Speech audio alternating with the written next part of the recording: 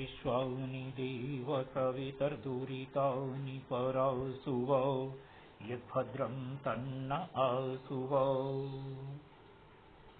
मित्रों, अभिज्ञान शाकुंतल की इस कक्षा में द्वितीय वर्ष के सभी छात्रों का स्वागत है। अभिज्ञान शाकुंतल का प्रथम अंक अपन प्रारंभ कर चुके हैं। प्रथम अंक के 5 श्लोक 5 पद्य कल तक अपन ने पढ़े थे। आज हम सब मिलकर के छठा और 7वां श्लोक पढ़ने के लिए तैयार हैं। कल तक जो पढ़ा था वो ये था कि अंतिम वाक्य राजा बोल रहा था कि मैं तो ये भूल ही गया था कि क्या करना है। और भूल क्यों गया था? इस कारण से कि तुम्हारे राग में आबद्ध होकर के मैं वैसे ही भूल गया जैसे कि इस हिरण के पीछे बहुत तेज गति से चलने के कारण से आबद्ध होकर के राजा दुष्यंत भी भूल गया। तो राजा दुष्यंत की चर्चा के साथ ही कहानी के बीज का प्रारंभ करके बात समाप्त हुई और ऐसा कहकर के वहां से वो दोनों नट सूत्रधार और नटी निकल जाते हैं। और अब रंगमंच पर जो दृश्य दिखाई दे रहा है उसे इस समय पर हम पढ़ना प्रारंभ करते हैं। ततः प्रविशति मृगानुसारी स शरचाप हस्तो राजा रथेन सूतश्च। उसके बाद मृग का अनुसरण करते हुए रथ पर बैठा हुआ राजा दुष्यंत और उसका सारथी पीछा करते हैं, दिखाई देते हैं। तो राजा दुष्यंत अपने हाथ में धनुष बाण लिए हुए और मृग का पीछा कर रहा है। शिकार खेलने की दृष्टि से आया हुआ है और वो रथ में बैठा है। और वो प्रवेश करते हुए उसको जो रथ हिरण, चूंकि पीछे ये चर्चा की ना कि वो हिरण तेज गति से हिरण का पीछा करते हुए जो है ना और भटक गया, आकृष्ट हो गया। तो उसको ही ये राजा सूत कहता है, सारथी कहता है राजा को, राजानम मृगम च अवलोक्य आयुष्मान। वो राजा को और मृग को एक साथ देखते हुए कहता है, राजा से कहता है, कृष्ण सारे ददत चक्षुस्त्वयि चाधिज्य कार्मुके मृगानुसारिणम साक्षात पश्यामीव पिनाकिनम्। मुझे ऐसा लग रहा है कृष्ण सार, ये जो हिरण है इसके पीछे जब आप अपना धनुष बाण लेकर के पीछा करते हुए दौड़ रहे हो तो मैं ये समझ रहा हूं कि साक्षात भगवान शिव अपना धनुष लेकर के और इस कृष्ण सार का पीछा कर रहे हैं। मैं दोनों पर एक साथ जब दृष्टि डालता हूं, आप पर और हिरण पर, तब मुझे ऐसी प्रतीति होती है। ये सारथी राजा को कहा रहा है। अब इस पद्य को देखें अपन।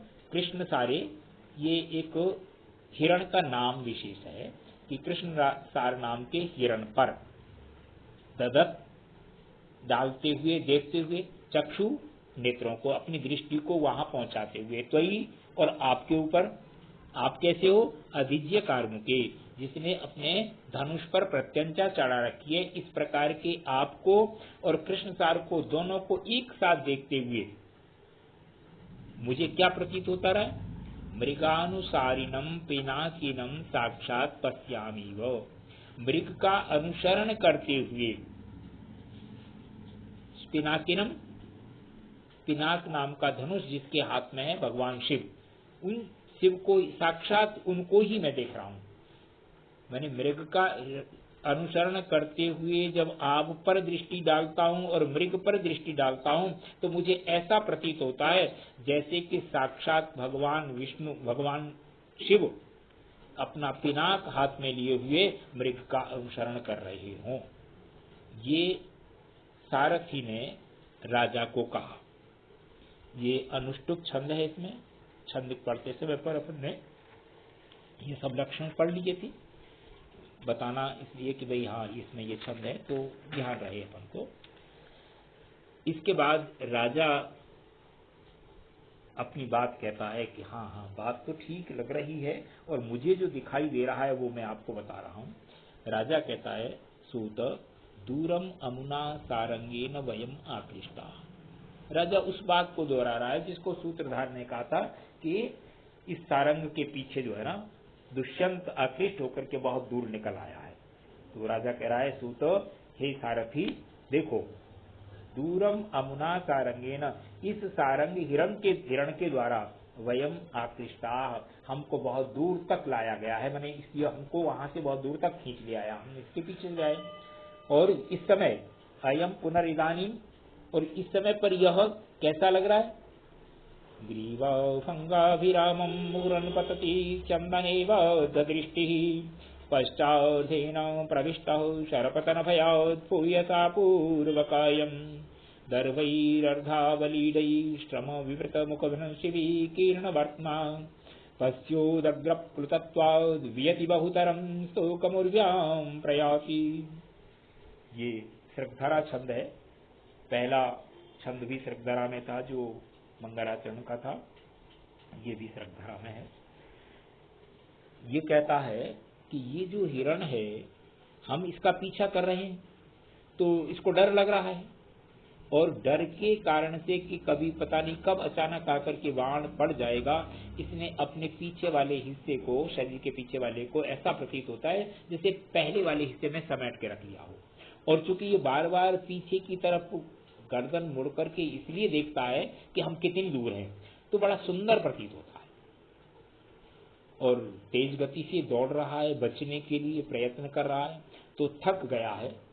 श्रम के कारण से थकान होती है तो मुंह खुल जाता है, और मुंह खुला है तो जो आधे चबाए हुए दर्भ थे, कुशाएं थी, वो बिखर गए हैं, उनसे मार्ग व्याप्त हो गया है, मार्ग में गिर गए।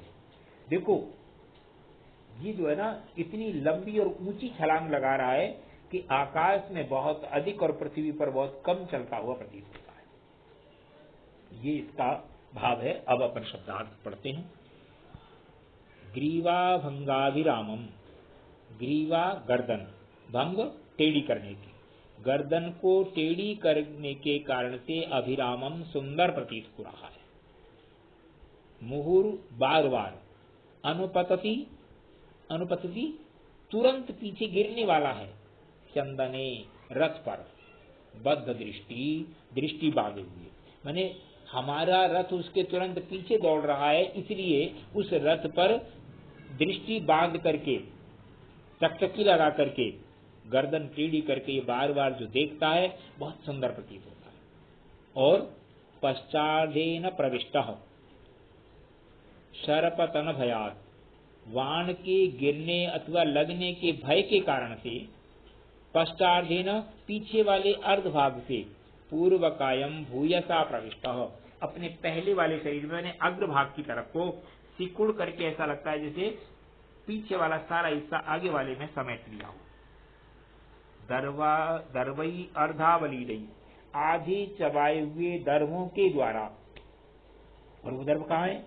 श्रम विवृत मुख भ्रंश भी, श्रम थकान के कारण से मुख खुलने से, विवृत माने खुलना, मुख से, भ्रंश भी गिरने के कारण से, कीर्ण वर्त्मा, वर्त्म माने मार्ग, कीर्ण में मार्ग पर बिखर गए हैं, अर्थात मार्ग व्याप्त हो गया है।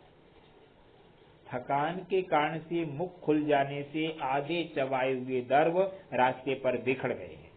देखो पश्य, देखो उदग्र प्लुतत्वात्, ऊंची छलांग लगाने से, उदग्र ऊंची, अग्र आगे, आगे ऊंची छलांग, प्लुति छलांग लगाने से, वियति बहुतरम, आकाश में बहुत अधिक, स्तोकम उर्व्याम, और उर्व्याम पृथ्वी पर, स्तोकम माने थोड़ा सा प्रयाति चलता है, यानी इसकी स्थिति यह है कि डर रहा है, और डर रहा है तो लंबी छलांग लगा रहा है, गर्दन को टेढ़ा करके बार बार देख रहा है, डर के कारण से सिकुड़ा जा रहा है, और थकान के कारण से जो आगे चबाए हुए दर्भ है वो जमीन पर गिर रहे हैं। ऐसी स्थिति में बड़ा सुंदर सा प्रतीत हो रहा है।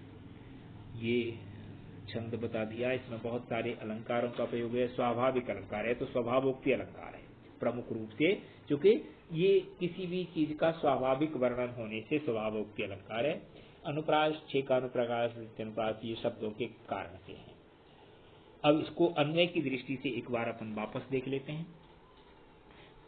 अनुपतति स्यंदने मुहु ग्रीवा भंगा विरामम बद्ध दृष्टि।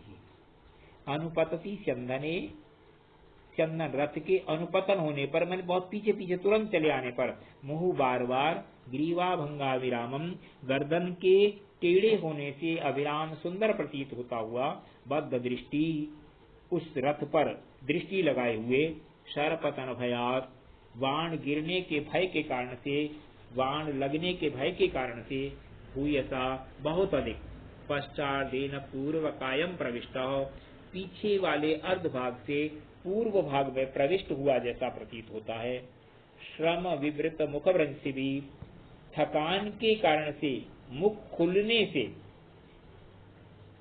गिरे हुए, अर्धावलीडई दर्वई आधे चबाए हुए दर्भों से, कीर्ण वर्तम रास्ता बिखरा हुआ है, रास्ता व्याप्त हो रहा है।